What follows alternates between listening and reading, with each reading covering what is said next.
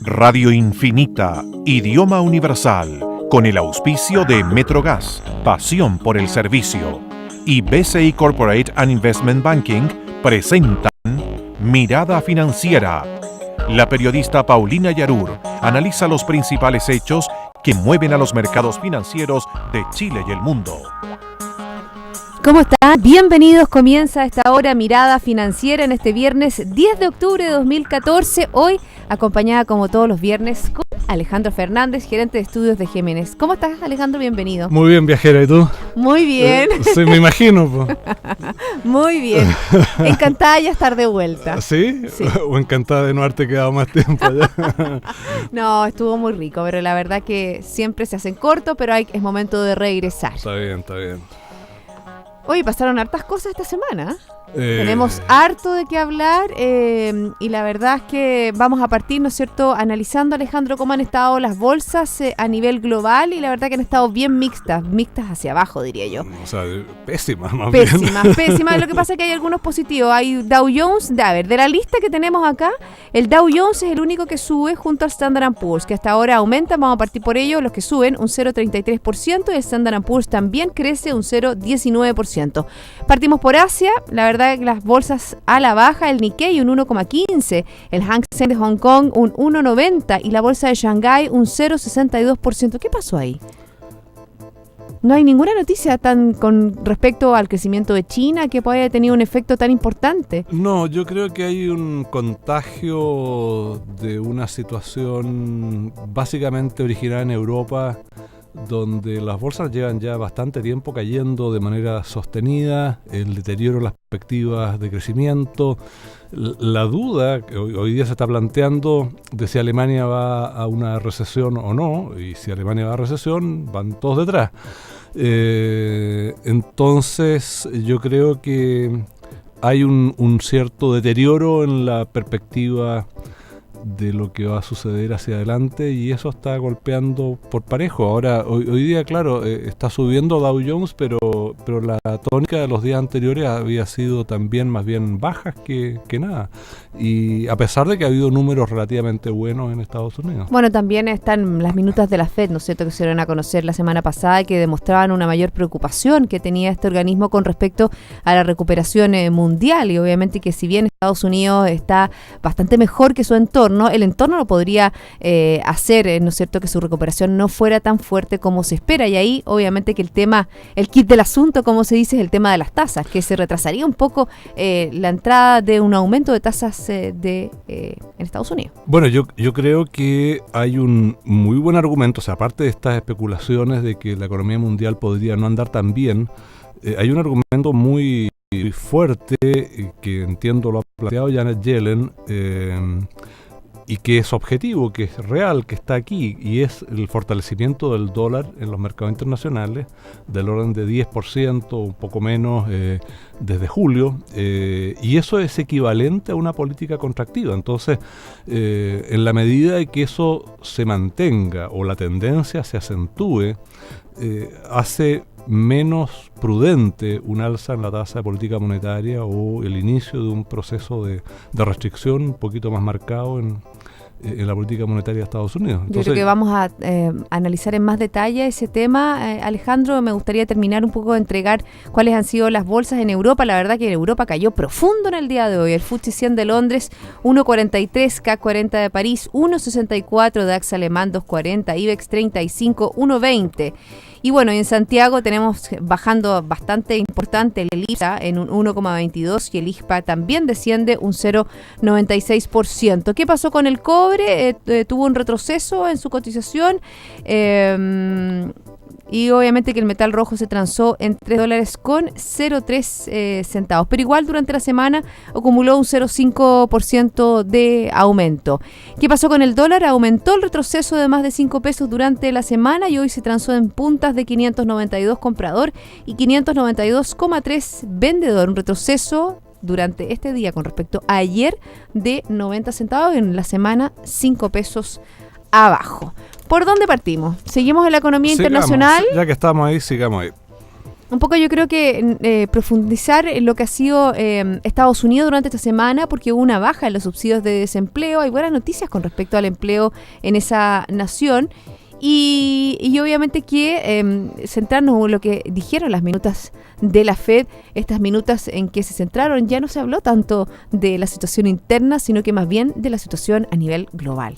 Exacto, lo que sucede es que, si bien es cierto, de repente hay algunos números que no salen tan buenos o por lo menos no como se anticipaba, la economía norteamericana se ve realmente sumamente firme, muy sólida, con perspectivas de un crecimiento bastante alto en lo que resta del año, con perspectivas de un crecimiento que probablemente supere el 3%, en ausencia de algún problema global más relevante en el 2015, y por lo tanto la pregunta allá es, en lo que se refiere a la situación interna, bueno, ¿cuándo empezamos a subir la tasa? ¿Cuándo terminamos finalmente este proceso de relajación monetaria que se inició por allá por el 2008? O sea, estamos hablando de 6 años, tal vez van a ser casi 7, en que la tasa de política monetaria bajó, la política monetaria se hizo gradualmente cada vez más expansiva a partir de estos QE1, QE2 y QE3, estos programas de expansión no convencional de la liquidez. Y lo que tenemos entonces es hoy día una preocupación por lo que pasa en otros lugares, y particularmente yo diría en Europa. Lo mencionabas tú antes de que empezara el programa, el tema del ébola podría tener un costo importante, desde luego para las economías africanas, porque es donde está localizado el foco, pero en la medida que han aparecido casos de contagio, ya sea porque ha habido viajeros que se han movido de un lado a otro, o porque eventualmente el virus está esparciéndose más, eso puede tener implicancias importantes. O sea, va a afectar los viajes, por tanto el turismo. Y sabemos que el turismo es algo fundamental en la zona europea, y obviamente que también está llegando a nuestro continente. Veíamos, ¿no es cierto?, el caso de esta persona en Brasil que hizo también una escala en Argentina. También hay preocupaciones de las autoridades locales. Escuchaba esta mañana que habían decretado alerta sanitaria con respecto, ¿no es cierto?, al posible contagio que tenga esta persona que pasó, ¿no es cierto?, por el aeropuerto de Ezeiza. Así es, entonces se juntan varios temas.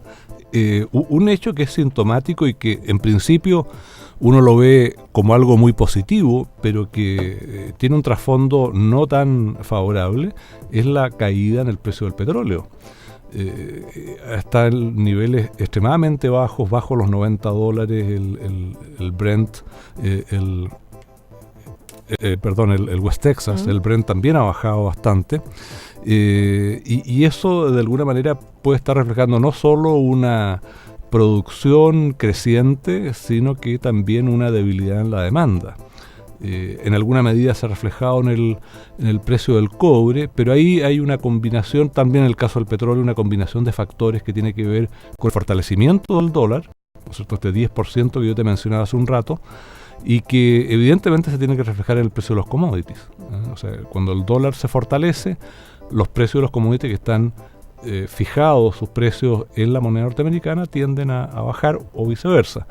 Pero tenemos las 3 grandes economías de Europa estancadas. No digamos en recesión, pero están estancadas. Alemania, Francia e Italia están estancadas, y eso amenaza la recuperación de las economías más pequeñas.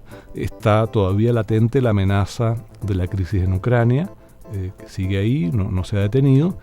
Y la situación de China, bueno, pasa por periodos mejores y peores, pero también representa alguna complejidad. La situación de Japón está complicada también, no está funcionando como se esperaba, o en realidad no sé si se esperaba, pero no está funcionando el Abenomics. Entonces, yo creo que hay algunos nubarrones por ahí, dentro de un contexto general que es positivo, diría yo, pero hay algunos nubarrones, y por eso esta mirada de quienes gobiernan el Banco Central de Estados Unidos hacia lo que está sucediendo afuera más que lo que está pasando adentro. Y hablando un poco de lo que sucede en el Banco Central Europeo, tú tocabas Alemania, un poco las cifras, veíamos, ¿no es cierto?, preocupaciones del gobierno alemán, en donde se estarían estudiando algunas medidas como para poder estimular la economía, una economía que está creciendo poco, pero incluso se podría llegar a niveles contractivos.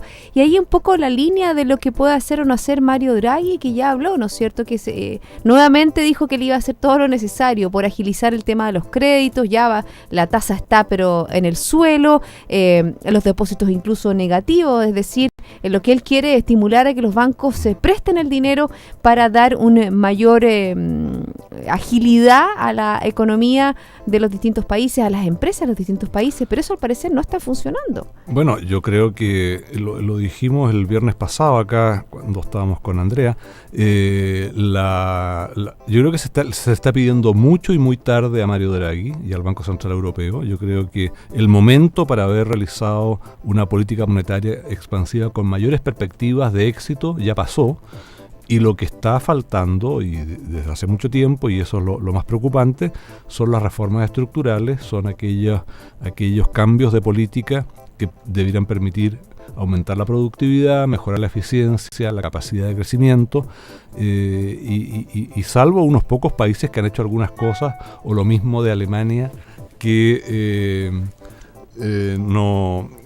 hace más de 10 años que hizo sus propias reformas, no ha hecho nada más. Entonces hay ahí un crecimiento que no funciona. Bueno, y ahí, por ejemplo, incluso con Alemania, Alejandro, que siempre ha sido tan concienzudo con respecto al presupuesto fiscal, a tener una estabilidad fiscal, a lograr los estándares del Tratado de Maastricht. Ahora incluso se habla de que podría, ¿no es cierto?, tener un déficit fiscal para poder generar acciones de estímulo a la economía alemana.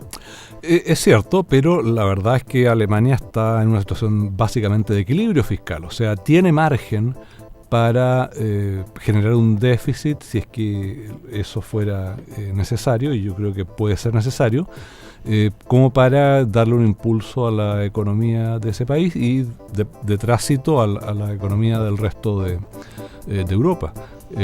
Otro tema que lo conversamos también mientras tú estuviste afuera y que sigue ahí latente es el posible referéndum en Cataluña contra las normas legales del país y que puede llevar a un conflicto político bastante serio. Porque los irlandeses y Gran Bretaña, eso ya está zanjado, ¿no es cierto? Se salvaron, ¿no es cierto? Por 45 contra 55. Así es. Obviamente que sigue unido ese país, también lo habíamos conversado, Alejandro, sobre las implicancias que tendría, ¿no es cierto?, este desmembramiento de esta nación. Hablemos un poco para cerrar, antes de irnos a la pausa, el tema internacional, las proyecciones que ha hecho el Fondo Monetario Internacional, las palabras del Banco Mundial, y obviamente que eso también de refilón nos toca a nosotros.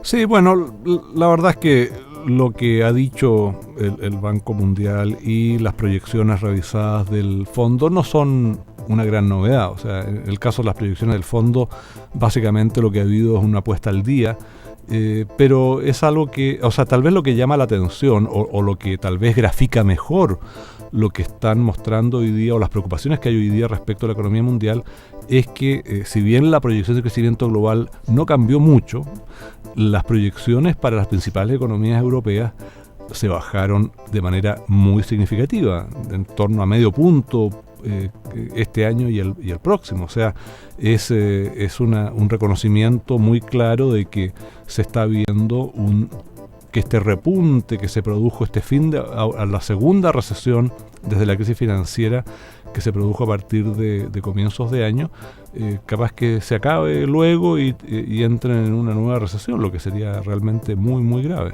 ¿Y qué te parece con respecto a las cifras de Chile, lo que se ha dicho de nuestro país? Bueno, yo creo que no hace falta mirar para afuera para darse cuenta de que la situación económica en Chile en términos de crecimiento es muy mala. Las perspectivas para este año son de un crecimiento que tal vez no llegue al 2%, o sea, a estas alturas incluso la cifra revisada por segunda vez del gobierno 1,9. 2,1. 2,1. ¿Cuál fue la 1,9? La de cuando se hizo... La encuesta del Banco Central la está encuesta del Banco Central, sí, 1,9. 1,9. Pero la del gobierno, que en julio era 3,2, ahora es 2,1 y yo creo que es optimista. Y para el próximo año la mayoría de los análisis plantea que el 3,6% que está contenido en el proyecto de ley de presupuesto también es optimista y no se ve fácil que llegue al 3%. Entonces hay preocupación al respecto y yo creo que eso se está viendo también en quienes están mirando desde afuera la economía chilena. Bueno, y también durante la próxima semana, con respecto a la economía local, se va a realizar, ¿no es cierto?, este Chile Day a partir del próximo lunes, que los analistas han puesto como una instancia, ¿no es cierto?, de poder llamar a mayor inversión. Hemos dicho cómo ha bajado la inversión en nuestro país y obviamente que un eje esencial es poder, ¿no es cierto?, atraer a mayores inversiones. Bueno, tarea difícil. Tarea difícil, por eso te digo. Muy difícil porque no están las condiciones. Bueno, hacemos una pausa y luego analizamos cuáles han sido los datos más relevantes de la economía nacional, pero antes yo les quiero comentar que fuimos los pioneros al soñar y traer desde tierras lejanas el gas natural, una promesa que con trabajo y pasión nos mueve a alcanzar el bien común y la calidad de vida. Metrogas, pasión por el servicio. Y BCI Corporate and Investment Banking le ofrece soluciones en corretaje de bolsa, mi branch securitizadora, banca privada, sales and trading, finanzas corporativas y asset management a través de un solo ejecutivo de relación. Ya volvemos. Hay más Mirada Financiera.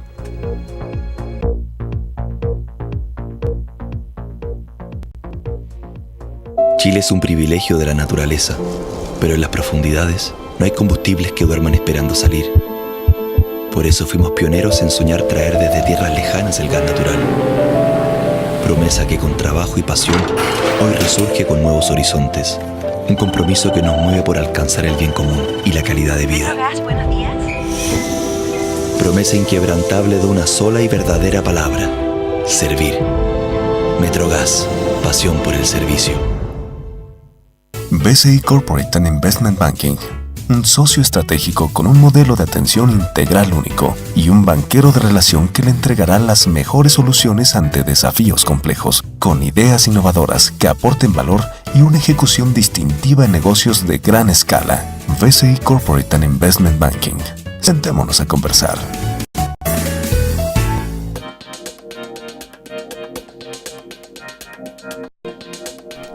Ya estamos de vuelta, seguimos en Mirada Financiera analizando junto a Alejandro Fernández, gerente de estudios de Gémenes Consultores, qué es lo que está pasando ahora en la economía nacional. La verdad que ha sido una semana de malas noticias. Muy malas, sí. Tuvimos primero un IMASEC de 0,3%, que fue un poco peor de lo que se esperaba.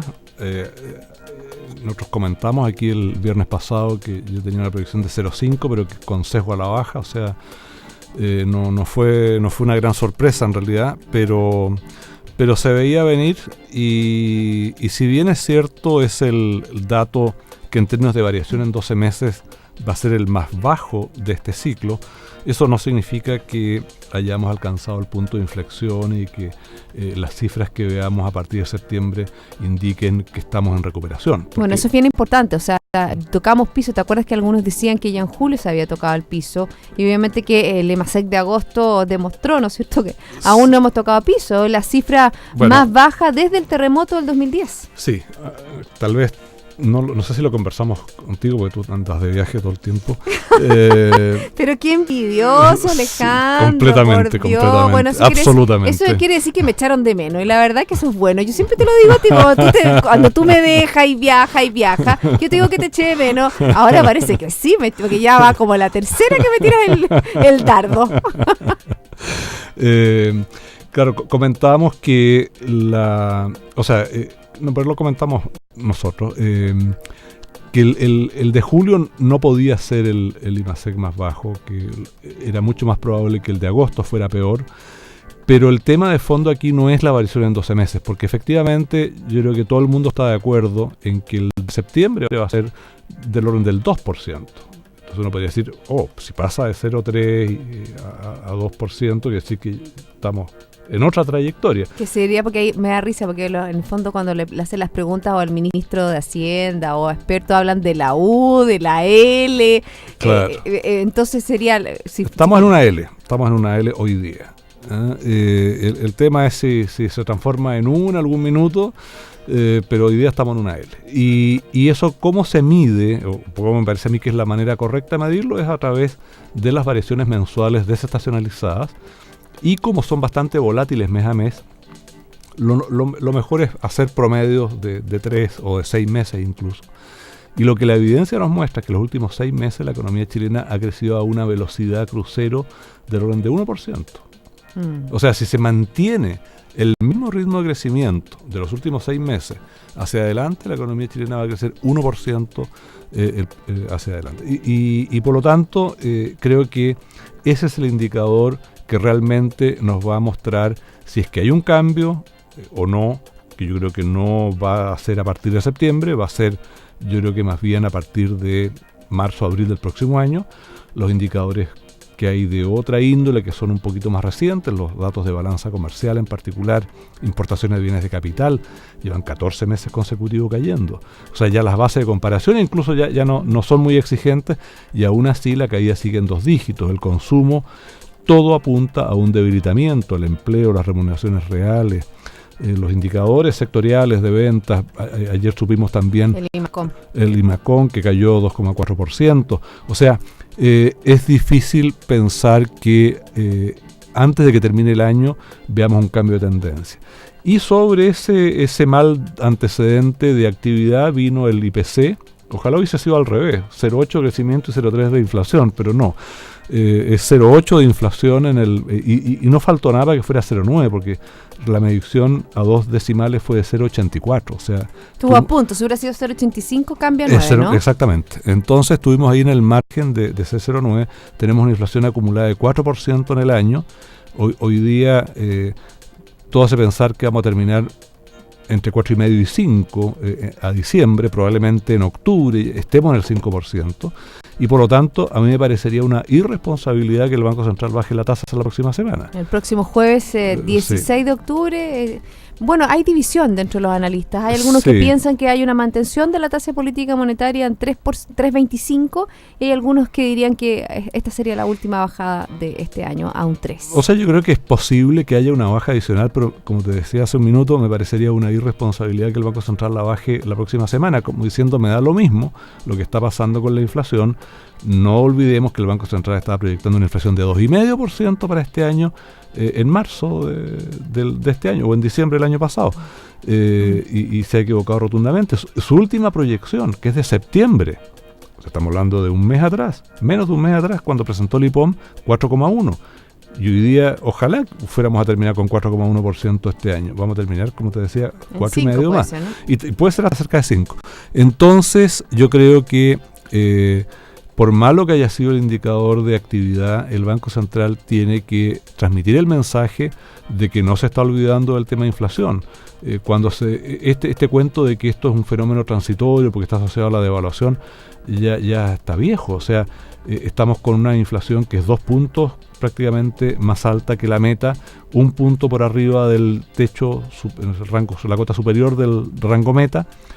Y pensar que se vaya a ir fácil y rápidamente. Porque la meta es 2, ¿no? 3. El piso del rango meta es 2. Perfecto. Entonces, no es evidente que la inflación va a ser igual a la meta del próximo año. Ahora, lo que también es cierto es que el mercado le ha dado mucha holgura al Banco Central para hacer lo que quiera, porque le cree todo lo que dice. Y se ha equivocado sistemáticamente durante este año.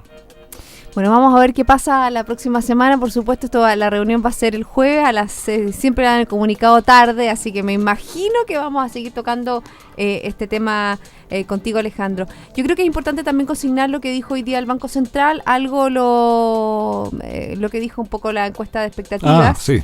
Y ahí hablar un poco del crecimiento, porque esperan un crecimiento de solo 1,9% para este año, una décima menos que la muestra correspondiente a septiembre. Sí. Y fíjate que es la 9ª caída consecutiva de las expectativas de los expertos, y quienes también corrigieron a la baja de un 3,3 a un 3,1% la proyección de desempeño del PIB para el 2015. El gobierno ha apuntado a un 3,6 para el próximo año, ¿no? Sí, las proyecciones de crecimiento, ya sea a través de la encuesta que hace el Banco Central con los analistas o los datos de Consensus Forecast muestran sistemáticamente bajas desde hace tiempo para este año y para el próximo, y están más o menos alineadas con las que tú mencionaste para la encuesta del Banco Central.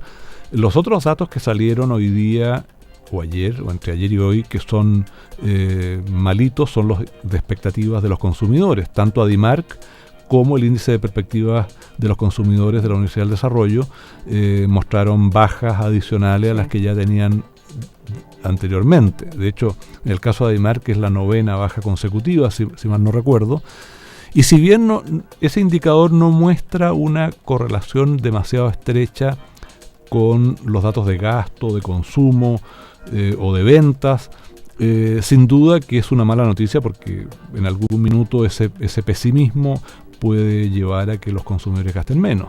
Y tenemos una tasa de desempleo que está subiendo, tenemos una caída en la tasa de participación en el mercado laboral que ha, en cierto modo, disfrazado, ocultado el aumento del desempleo, porque hay gente que se está retirando del mercado del trabajo, y por lo tanto yo creo que las perspectivas del consumo, las de la inversión, son malas.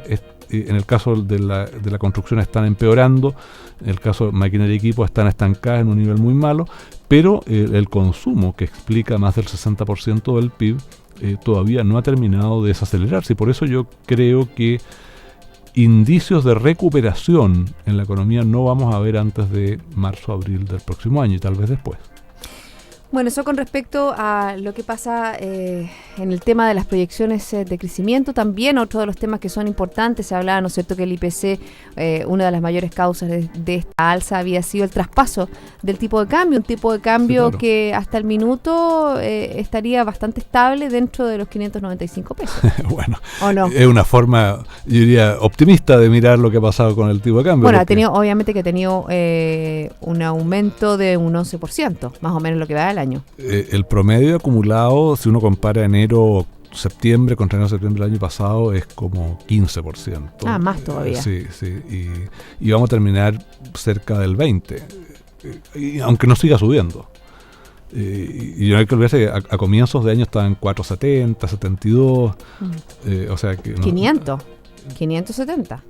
No. Este año estaba en 470. Sí. Pensé que era el año pasado. No. Uy, este ya que se me pasó el año volando. Claro. No, si este año invertir en dólares ha sido una posibilidad extraordinaria.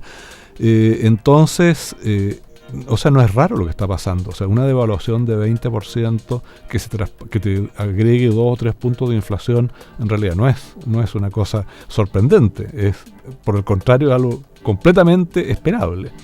Y si es que la tendencia se mantiene, y yo creo que hay razones para pensar que no se va a mantener y razones para pensar que se podría mantener,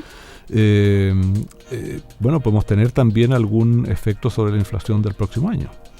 Bueno, ya estamos acabando el programa. Alejandro, siempre yo te pregunto en los últimos minutos, ¿qué se viene para la próxima semana? La próxima semana, bueno, aparte de la reunión de política monetaria, sigue la discusión presupuestaria. No hablamos mucho del tema, habíamos conversado la semana pasada, pero lo que se ha sabido esta semana, que son los supuestos un poquito más detallados para este año y para los próximos, son en general optimistas, diría yo, pero esa discusión sigue.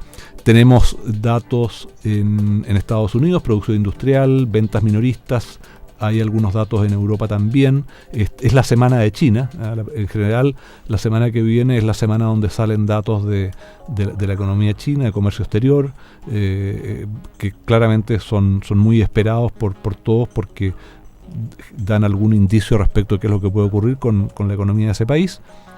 Y eso me parece que es lo más importante. Bueno, tenemos hartas cosas por las cuales estar mirando, ¿no es cierto? Y salvo la reunión del Banco Central a nivel local, obviamente que el tema de discusiones, todo lo que tenga que ver con el presupuesto, también con otras leyes, qué va a pasar con la reforma laboral, también tiene un impacto, se generó un impasse, ¿no es cierto?, entre el Ministerio del Trabajo y la CUT. Vamos a ver qué pasa. La verdad que estamos con mucha información. Y con el caso Penta. Con el caso Penta también, sí, que no lo comentamos. Yo creo que la próxima semana dejemos un tiempo para comentar ciertos elementos ajenos a tanta coyuntura y de tantos los números, ¿te parece? Me parece. Que tengas un excelente fin de semana, Alejandro. Muchas gracias, Paulina. Tú también. Y a todos ustedes, sigan en compañía de Radio Infinita. Nosotros nos reencontramos el lunes a las 2 para dar una nueva mirada financiera.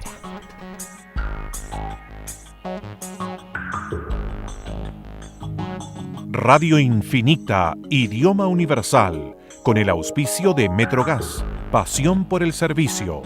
BCI Corporate and Investment Banking presentaron Mirada Financiera, el análisis de los principales hechos que mueven a los mercados financieros de Chile y el mundo.